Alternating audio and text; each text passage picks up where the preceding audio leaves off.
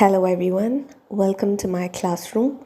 I'm Neetu Ann Thomas, working as an assistant professor in the Department of Civil Engineering, SNIT Adur.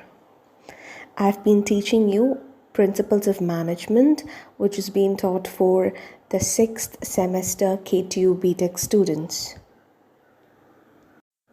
So in our last class, we learned about types of control. What do you mean by controlling? The types of controls: feed forward, feedback, and concurrent controlling systems.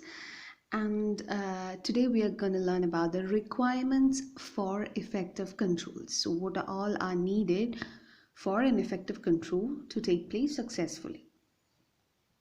So firstly, it is accuracy. A control system would be effective only when it is objective. That is, one that is not influenced by emotions or personal feelings. That is, it will be more impersonal in nature. It should not be subjective. Subjective in the sense it is something which is based on a person feeling or a personal feeling. So when controls are subjective, a manager's personality may influence judgments of performance. Controls should be accurate and unbiased. So that is the first point explanation. Secondly, it is timeliness. Timeliness is you need an effective control to happen when there is maybe an emergency situation. So a manager should be able to know what to do in a critical situation. So to take decision or to give control over that period of time is very critical. So it is a timely thing to do. If we lag in doing something or taking decisions, it might greatly affect the output. So you have to be more punctual. That is timeliness. Third one is flexibility. Competitive, technological, and other environmental changes force organizations to change their plans. So it must be flexible enough to adjust to adverse changes. For example, when machinery breakdown or material storage affects the employee performance, managers should recognize the abnormality of the situation and make appropriate changes in the performance standards. Right, so that is flexibility. The fourth one is acceptability. So we should know that controls for marketing plans are different from controls for production plans. So controls for a vice president is different from that of a shop supervisor.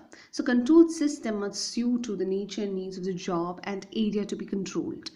Controlled systems are information, of course, intended to help individual managers to carry out their function of control. If controls are not the type that a manager can or will understand, they will not be useful. So we have to accept the situation in which we are living or the company is going through and work accordingly. So we have to be more acceptable to the situation. It is actually that we either go for the situation's acceptability or make the situation come according to our acceptability. That is the difference between the feedback and forward control systems, as we studied earlier. So that's all about acceptability. Fifth one is integration.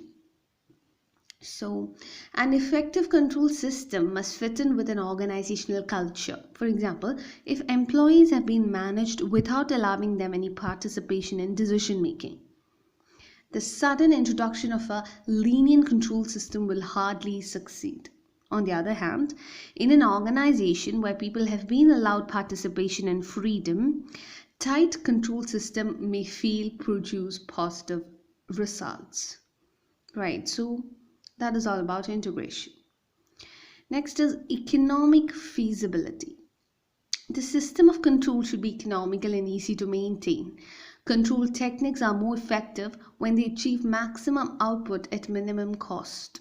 So to minimize cost, management should try to impose the least amount of control that is necessary to produce a desired result. It's not that you have to control each and every person in a very strict and perfect manner.